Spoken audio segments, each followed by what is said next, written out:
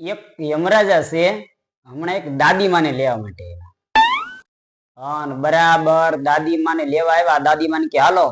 દાદીમા કે ક્યાં? તો કે યમલોક.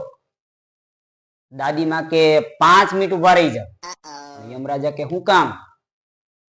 એ કે ઉભા રહ્યો, આ એક સેલ્ફી પાડી લઉં અને સ્ટેટસ ચડાવી દઉં. On the way Yamlok. Mobile નો એટલો ક્રેઝ છે બોલો. એક ભાઈ મન કે ગઈકાલે હું લગ્નમાં ગયો હતો. શું વાત છે? અરે કે સાંભળો તો ખરા. લગ્નમાં ગયો તો ત્યાં એક મોટો જબર મેં ડાગલો જોયો. ડાગલો. ઓહો. હા, એ કે ડાગલો પણ કેવો જબરજસ્ત ડાગલો. ઈ કે એના ખોળામાં બેસે તો ડાગલો આપણે ગલગલિયા કરે. ગલગલિયા બોલો. ઈ કે હું તો 8 વખત એના ખોળામાં બેઠો. હવે બોલો, લગ્ન ની અંદર પણ છે ગલગલિયા કરવાના મશીન આવી ગયા. એક ભાઈ છે હાવ ઉદાસ થઈને બેઠેલો. મેં કીધું એલા તું કેમ ઉદાસ થઈને બેઠો? શું થયું છે? મન કે પેલા હું તમારી જેમ બહુ મજામાં હતો. મેં કીધું અત્યારે કેમ ઉદાસ થઈને બેઠો? મન કે હવે મારા લગ્ન થઈ ગયા ને.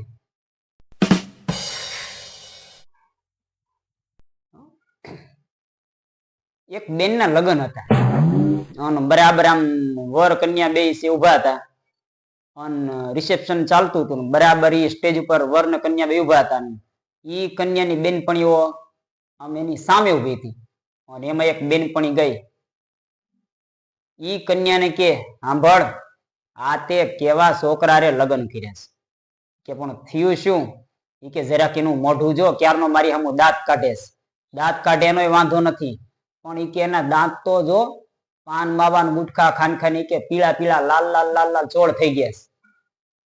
એની બેનપણીએ ધીમેક થી એને કાનમાં કીધું, ઈ કે એક કામ કર, આજનો દી દાંત કાઢી લેવા દે, આવતીકાલથી દાંત નહીં કાઢે, તને દાંત દેખા હે નહીં.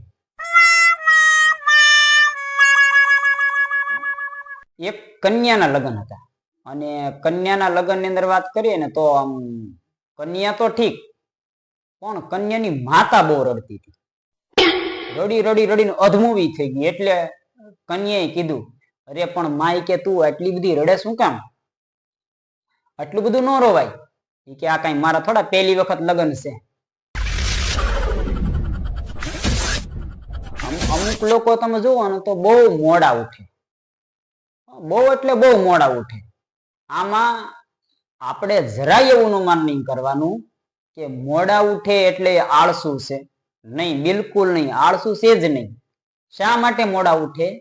તો કે એના સ્વપ્ના બહુ મોટા હશે એટલે મોડા ઉઠે છે.